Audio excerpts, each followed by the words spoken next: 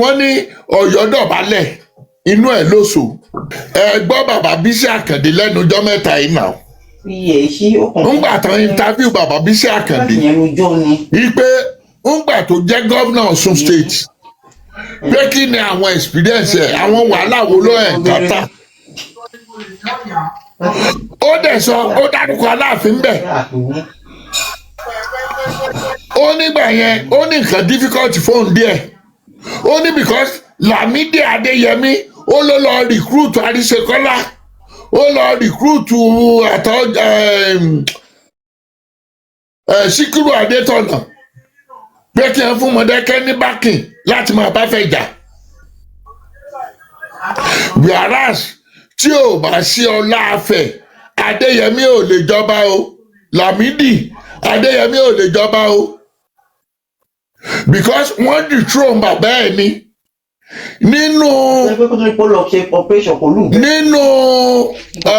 constitution Nàìjíríà ilẹ̀ Yorùbá dẹ̀ ni tó bá ti dethrone bàbá ẹ̀ ìrandíran ẹnìyẹn ò lè jọba mọ́. The same Ọọ̀ni Adésọjí Adérẹ̀mí ń ló bá Ọbáfẹ́mi Awólọ́wọ̀ òun ló bá Ọbáfẹ́mi Awólọ́wọ̀ sọ̀rọ̀ ìgbé kẹjẹ kó jọba then bàbá Síjú Adé. bàbá náà sọ̀rọ̀ ìkà tí bàbá ẹ̀ wù tán fi lé kúrò lórí àpèrè. bẹ́ẹ̀ ni àti tó wọlé sí. Ọ̀yọ́ náà ni ó ṣe pé ibi tí gbogbo ilẹ̀ káàárọ̀ òjìrè bá lọ àwọn ò ní lọ bẹ̀. tẹ́ ẹ bá mọ tó ń jẹ́ Action Congress Ilé-Ifẹ̀ náà ti dá Action Congress sílẹ̀ AG Ilé-Ifẹ̀ náà ti dá lẹ̀ gbogbo ilẹ̀ káàárọ̀ òjìrè AG náà ń ṣe ẹgbẹ́ ọlọ́pẹ náà ń ṣe Ọ̀yọ́ nìkan ṣoṣo Ṣàngẹ́lá Aláàfin nìkan ńgbà yẹn òun ló lọ ṣẹgbẹ́ Ìgbò. ṣé à ń gbọ́. ẹ lọ wádìí dáadáa tí mò ń sọ yìí ó nìkan ló lọ ṣẹgbẹ́ Ìgbò NCNC gbogbo ọmọ káàárọ̀ òjìrè ẹgbẹ́ ọlọ́pẹ náà ń ṣe nígbà tí wọ́n bọ̀ bàbá Lámídì kàkà kó ṣe ẹgbẹ́ ọlọ́pẹ kò ṣe ẹgbẹ́ ọlọ́pẹ o tí àwọn ọmọ ìyá ẹ̀ ń ṣe o kò ṣe o ẹgbẹ́ Ìgbò ló lọ ń ṣe o ẹgbẹ́ Nnamdi Azikiwe ló lọ ń ṣe ó dẹ̀ wà lára nǹkan ó lọ ń dalẹ̀ káàárọ̀ òjìrè ó wà lára nǹkan tán fi dethrone ẹ̀ ńgbà tó dẹ̀ kú wọ́n tó bá níṣẹ́ pé wọn ò gbọ́dọ̀ gbókùú ẹ̀ wọ̀yọ́. Ta ló wá jẹ́ kí Lámídì ńgbà tí Lámídì fẹ́ jọba ta ló wá jẹ́ kí Lámídì jọba? Ọọ̀ni Ọkùn-Adé Síjú Adé àti bàbá Adésọjí Adérẹ̀mí ló jẹ́ kí Lámídì jọba o ọ̀hẹ́s kò lè rọ́bà yẹn jẹ́ in fact ńgbà tó fẹ́ jọba gan wọ́n láti ó kù 24 hours wọ́n change gbogbo Ọ̀yọ́mèsì àwọn ìrírí Ọ̀yọ́mèsì tó yẹ kó select ẹ̀ ìgbà tí wọn ò select because ọ̀tọ̀ lẹ́ni tó yẹ kó jọba yẹn ọ̀tọ̀ lẹ́ni táwọn Ọ̀yọ́mèsì fà á lẹ̀ bọ̀ Lámídì ó ti bẹ̀yàn sí ẹni tó mọ Síjú Adé wọ́n ti mú wọn sọ́dọ̀ bàbá Síjú Adé bàbá Síjú Adé àti gómìnà Adéyínká Adébáyọ̀ ń gbà yẹn tight friend ni wọ́n kòríkòsùn ni Prince Síjú Adé ń gbà yẹn àti gómìnà Adéyínká Adébáyọ̀ kòríkòsùn ni wọ́n gómìnà Adéyínká Adébáyọ̀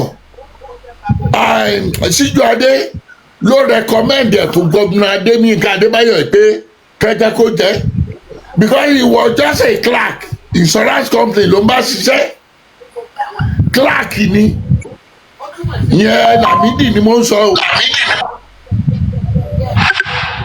so ó dẹ̀ jọba ńgbà tó jọba bọ̀ gbogbo oríjà tó yẹ kó pàfọ́ọ̀mù fẹ̀ ó pàfọ́ọ̀mù ẹ̀ ó wá gba sword of office nílé Ifẹ̀ ní 1971 ó wá gbà but eléyìí tó wà ń bẹ̀ ọwọ́ adé tó wà ń bẹ̀ yìí ó yẹ kí a rí àwọn èèyàn tó máa lè bá sòótọ́ ọ̀rọ̀ but èmi tó bìlífì pé n tó bá wà nú èèyàn lọ tí ń pààyàn bá.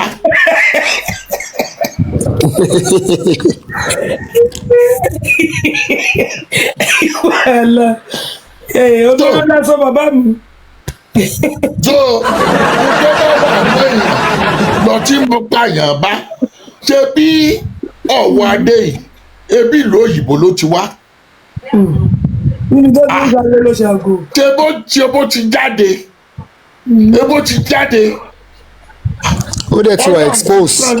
ọlọ́run ti gbé sórí ipò kó dẹ̀ wá kó lù ú lẹ̀ wáyé tó ṣe pé òun nìkan ni òun náà ní lánàá òun ní lẹ́nìí òun ní níwá òun ní lẹ́yìn.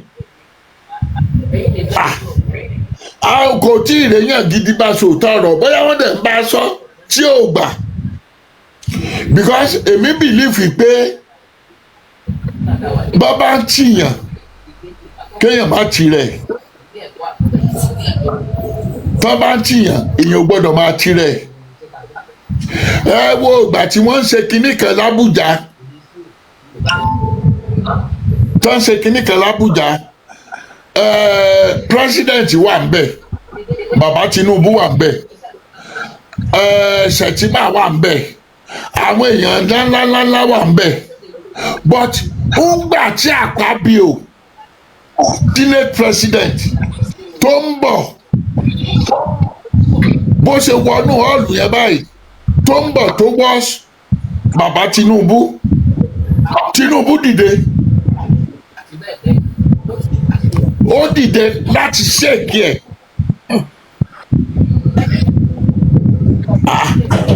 president Nàìjíríà nìyẹn o senate president third citizen ni o number 3 ni o èyí ṣe number 2 o but Tinubu dìde láti welcome him to that hall. ó ń gbà tí bàbá Olúbàdàn máa wọ bẹ̀ yẹn lánàá kí ló disturb Ọ̀wọ́ Adé láti dìde. dìde ó sì lè dìde nínú fọ́tò yìí tó ti ṣẹ̀nu gànàkú ẹ̀rí. orí ìjókòó Ọ̀wọ́ Adé wà orí ìjókòó ló wà wọ́n wá nọwọ́ sí Olúbàdàn. odidi Fúlàní jókòó wọn Adé lọ tẹríba fún. ẹ wo sẹ́rí èyàn kì í force respect you don't force people to respect you o máa hẹ́ ẹ̀ ní ok ìgbéraga ẹ wo gbogbo ó lè tẹríba fún Fúlàní adarúgbà ẹ wo gbogbo tó ń ṣe fáwọn ni ṣé Ọọ̀ni sọ̀rọ̀ ni Ọọ̀ni ò sọ̀rọ̀ ẹ wo gbà tí bàbá Kẹ́sìntì Adédìbú Ọ̀dọ́lé Oòduà ìgbà tàbá yẹn ṣe báde Ọọ̀ni tún sì pé Ọọ̀ni tún pè wá sókè Ọọ̀ni pé gbogbo àwọn ọba wá sókè Ọọ̀ni ò rí tí ẹ ro. wọ́n tó ọ̀bẹ ní pé òun ló kó wọn jọ bẹ́ẹ̀ ni pé ẹ̀yin ọmọ mi tẹ́ ẹ̀ sọ̀rọ̀ látara ìpẹ̀lẹ́ o ó tún wà bẹ́ẹ̀. Ọọ̀ni ò rí tí ẹ ro Ọọ̀ni ní gẹ́gẹ́ bí ọmọ tó rí ẹ ò pé Ọọ̀ni ní gẹ́gẹ́ bí ọmọ tó jó mùgọ̀ Ọọ̀ni ní gẹ́gẹ́ bí ọmọ tí ò gbọ́n bọ́ọ̀ni ṣe ń wò nìyẹn. ok òde wàhálà tó wà láàrin Aláàfin àtọ̀ọ̀ni ó ti parẹ́ ó ti dohun gbàgbé because Ọọ̀ni eléyìí àtàdéyẹmí Lámídì wọ́n ti jọ ń ṣe papọ̀ kò sí wàhálà kankan láàrin àwọn méjèèjì mọ́.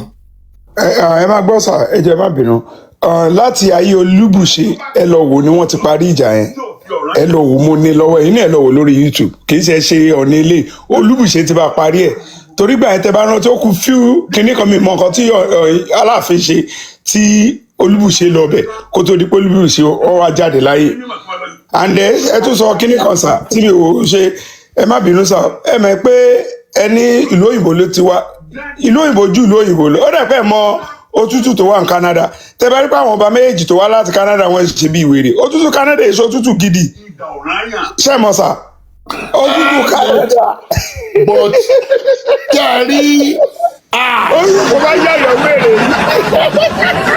kẹrí àti lè fi Olúwo Olúwo tún yàtọ̀ ní tiẹ̀ torí àti ìrìgbó lẹ́nu Ọ̀wọ̀ Adé bóyá ó mú kọ̀rọ̀ o. àwọn náà mo máa mú sà mo rẹ̀ káyọ̀ mọ̀ kan tó jó tutù Canada ẹyẹ lọ́tọ̀rọ̀ tó sà. kọ̀rọ̀ o a lè sọ o but ní for real life but àti rí Olúwo for real life torí ìyàwó ẹ̀ ló gbé jáde gbogbo ayé ló dẹ̀ rí. yóò bá dé gbé jáde àní mọ̀ yóò dìnnà ẹgbẹ́. deny so a lè gbé wọn sẹ́gbẹ̀ẹ́ ara wọn. ẹ máa tún gbọ́ sà eléyìí tí wọ́n ti nà yan ẹ máa sà ẹ máa gbọ́ sà kí nínú ilé mi kọ́ńpàdì mi Nàìjíríà ṣe kí wọ́n ní kán lọ pa ẹnìkan wá káwọn èèyàn mi àwọn ọmọ mi tó mọ̀ kó kíkan wá nà ṣé ẹ mọ̀ pé mi ni mo pààyàn yẹn ìkan inú kọ́ńpàdì mi wọ́n pa á sí mo dẹ̀ invite ẹ pé bóyá kó wá bá mi ṣe kankan nù lé or anything ṣé ẹ tí wọ́n bá jẹ́ èèyàn gidi ni mí nílẹ̀ Yorùbá wa tó kó sí ẹ̀ṣẹ̀ mi kán fẹ́ nà kí ló yẹ kí n ṣe sà kí ni láì ẹ ń bá nà nù yín gbogbo yín ní pàkó sí police station wọ́n mọ̀ pé no olóòpá nìyẹn àwọn kan á máa lóòkan ló pa man tó wá láti ọba tó wá láti Amẹ́ríkà ẹ̀ kó lè wọ Amẹ́ríkà mọ́ wọ́n máa ń rẹ Amẹ́ríkà ó máa ń rẹ kẹ́ níjọba bó ṣe 20 years ó jẹ̀yẹ because wọ́n ti report ẹ̀ mbẹ́ ipe ó ti pa ọmọ yín kan ẹ máa wò á jẹ́jọ́ ẹni tí ò mọ̀ nǹkan. ṣe rí kákan tiẹ̀ ká gbé tẹ̀gàn kúrò kò sí ẹni tó lè sọ pé inú ń dùn sí but a ní ìwà Ọ̀wọ̀ Adé yìí ó ń fi hàn pé kán lọ wo ẹ̀jẹ̀ ẹ̀ wò ó yẹ kán lọ tẹ̀sí blood ẹ̀ wò mi ò rò pé ọmọ Yorùbá ni. ní máa da ẹ máa gbọ́ sà ṣe àpá yìí jù wá lọ ẹ máa gbọ́ sà mo ní àtijọ́ wọn ti ń fọba jẹ ẹ wo tolúbàdàn wa ẹ wo gbogbo ọba Iléṣà ẹ wọ́n jẹ láìpẹ́ ọba Òṣogbo gbangba wọn ti fún ẹ ní certificate of office àbí sáà ṣé mo parọ́ níjọ́ owó bàgbọ́ pàṣẹ ń gbangba lójú èrò gbangba wọn dẹ̀ fi fún ẹ ní status of office ọ̀pá àṣẹ secretariat tí wọ́n ti fẹ́lẹ̀ ìsà Mákindé wa ló fún secretariat sódà ọba secretariat ló jẹ kì í ṣọ̀yọ́ wọ́n ti fún ẹ lọ wò ó wà lórí YouTube àbí ṣé mo parọ́. Bẹ́ẹ̀ ni gbogbo èèyàn ló mọ̀ gbogbo èèyàn náà lórí gbogbo èèyàn lórí but what I'm trying to say ni pé ńgbà tírú Ọ̀wọ̀ Adé ó wà lórí ẹrù òkètè ẹ̀bẹ́ ó wà lórí ìjókòó ó náwó sírú bàbá Ládọjà. former governor former senator. ẹ dúró ṣé bàbá Ládọjà ò lè bí Ọ̀wọ̀ Adé lọ́mọ ni. ọba tó gọ ẹ wá ní. ṣé bàbá yẹn ò lè bí Ọ̀wọ̀ Adé lọ́mọ Ọ̀wọ̀ Adé ò tí ì 50 náà. dáadáa ọmọ kékeré ni. kò tí ì 50 tó o bá yọ 50 kúrò nù 80 ẹ mọ iye ọdún tó wà láàrin ẹ ni. bàbá yẹn lè bí Ọ̀wọ̀ Adé lọ́mọ. ní ìsìn ẹ̀ ọmọ ṣe kọ́ mi. ṣé tó bá jẹ́ pé òríjìnà ọmọ Yorùbá l'Ọ̀wọ̀ Adé ẹ wo bọ́ọ̀nì ṣe máa ń ṣe náà ẹ wo bọ́ọ̀nì ṣe máa ń ṣe tó bá fẹ́ dọ̀bálẹ̀ kọ́ ọ̀nì tó máa ń sọ pé no kọ́mọ́ dọ̀bálẹ̀ tó bá fẹ́ dọ̀bálẹ̀ wájú ẹ̀ á tètè gbé ẹni yẹn á fọwọ́ méjèèjì gbé ẹni yẹn. ẹ jẹ́ tún support yín sábẹ́ yẹn ẹ lọ wọjọ́ tí King Sunny Adé ẹ mọ èjì ẹ King Sunny Adé ó lọ dọ̀bálẹ̀ fọwọ́ Adé bó ṣe ṣe rùkẹ̀rẹ̀ ní tó ṣe kò sí ẹ̀ sáyé ṣe sípẹ́ àgbàlagbà ní gbogbo máa gbọ́ lọ. King Sunny Adé ẹ lọ wò ó tí n bá parọ́ mọ́ ó wà lórí YouTube èmi wá sọ pé tí n bá parọ́ káwọn èèyàn ní kán jáde kán nírọ̀ ni ó wà lórí YouTube ẹ. mọ̀gá mo gbọ́ tó ọmọbìnrin kan ti fi sọ̀rọ̀ lẹ́nìí n tó sọ yẹn ọmọbìnrin kan ti fi sọ̀rọ̀ lẹ́nìí yí pé irú Sunny Adé yẹn kò yẹ kó jẹ́ kí irú bàbá yẹn délẹ̀ kó tó gbé. bẹ́ẹ̀ni pé wọ́n kò rẹpẹtẹ pé wọn ò ṣe bẹ́ẹ̀ ẹ máa wo tó máa gbẹ̀yìn ẹ̀. ẹ jẹ́ kí n dé iléeṣẹ́ Idris Enterprise iléeṣẹ́ tí wọ́n lórúkọ rere iléeṣẹ́ tí wọ́n gbọ̀rẹ̀kẹ̀ jígẹ̀ iléeṣẹ́ tí wọ́n ní ìrírí àti òye nípa bá a ṣe bá ní fi orúkọ iléeṣẹ́ sílẹ̀ pẹ̀lú àjọ Corporate Affairs Commission CAC. Bóyá ẹ̀yin fẹ́ fi orúkọ iléeṣẹ́ yín sílẹ̀, ìyẹn business name, àbí ẹ fẹ́ upgrade business name yín sí liability company, wọ́n ń ṣe nílé iṣẹ́ Ideals Enterprise. Bóyá ẹ̀yin dẹ̀ fẹ́ gba certificate TIN, ìyẹn tax identification number certificate, ẹ fẹ́ gbà á, iṣẹ́ wọn ni nílé iṣẹ́ Ideals Enterprise. Bákan náà, bóyá àjọ tàbí association kan lẹ́yìn ní tí ẹ wá fẹ́ fi orúkọ sílẹ̀ lọ́dọ̀ àjọ Corporate Affairs Commission CAC, kẹ́ lè láǹfààní sí àwọn owó ìrànwọ́ tí ìjọba àpapọ̀ tí wọ́n ń fún àwọn onílé iṣẹ́ àti àwọn ẹgbẹ́jẹgbẹ́ tí wọ́n bá ti forúkọ sílẹ̀. Ẹ bá ilé iṣẹ́ Ideals Enterprise, ẹ bá wọn sọ̀rọ̀. Mo sì mọ̀ wípé ayọ̀ ni yóò padà já sí, torí pé ọ̀pọ̀lọpọ̀ àwọn tí wọ́n ti ń bá wọn dòwò pọ̀ tí wọ́n ń gbéṣẹ́ fún wọn ò ní wọ́n kan sára tí wọ́n sì ń dúpẹ́ nígbẹ̀yìn. Ìdí abájọ ni pé wọn kì í fi iṣẹ́ wọn falẹ̀. Àsìkò péréte òun náà ni ohun tí wọ́n bá yín ṣe òní yóò jáde. Bóyá ìforúkọsílẹ̀ ilé iṣẹ́ ni àbí ti NGO, ìyẹn non-governmental organization, tàbí ẹ̀yin fẹ́ ṣe NIN modification, wọ́n ń ṣe nílé iṣẹ́ Ideals Enterprise. Bákan náà, bóyá ẹ̀yin fẹ́ máa gbé ọjà local goods, ẹ fẹ́ máa gbé lọ sí orílẹ̀-èdè míì, ẹ wá ń wá ọ̀nà àbáyọ, ẹ fẹ́ gba ìwé ẹ̀rí tí ẹ fi lè mọ láǹfààní láti máa gbé ọjà lọ sí ilẹ̀ òkèrè, ìyẹn export license, ilé iṣẹ́ Ideals Enterprise wọ́n bá yín ṣe lọ́nà ìrọ̀rùn láì ní fi àsìkò ṣòfò. Bákan náà, ilé iṣẹ́ Ideals Enterprise wọ́n bá ní gba international passport ní àárín àsìkò péréte láì ní fi àsìkò ṣòfò tí kò sì ní ná yín ní wàhálà kankan. Nítorí wá jẹ́ kó rọrùn ni wípé kò síbi tẹ́ ẹ̀ ti lè bá wọn dòwò pọ̀. Ìlú wo lẹ̀yin wà, orílẹ̀-èdè wo lẹ̀yin wà, ẹ̀yin ẹ kàn pè wọ́n, kẹ́ ẹ bá wọn sọ̀rọ̀, kẹ́ ẹ ṣàlàyé ohun tẹ́ ẹ bá fẹ́ fún wọn. Mo sì fọwọ́ sọ̀yà wípé ìrọ̀rùn òní yóò bá dé. Ẹ̀rọ ìbánisọ̀rọ̀ wọn ni 09037690638. Ẹ gbọ́ lẹ́ẹ̀kan sí 09037690638. Òun náà ni ẹ̀rọ ìbánisọ̀rọ̀ Ideals Enterprise. Ẹ pè wọ́n lónìí kẹ́ ẹ bá wọn sọ̀rọ̀. Ideals Enterprise ní ẹ̀kan sí o, registration ilé iṣẹ́ àti mọ́tò báwo lẹ ṣe fẹ́ sí? Ideals Enterprise àwọn ní bàbá.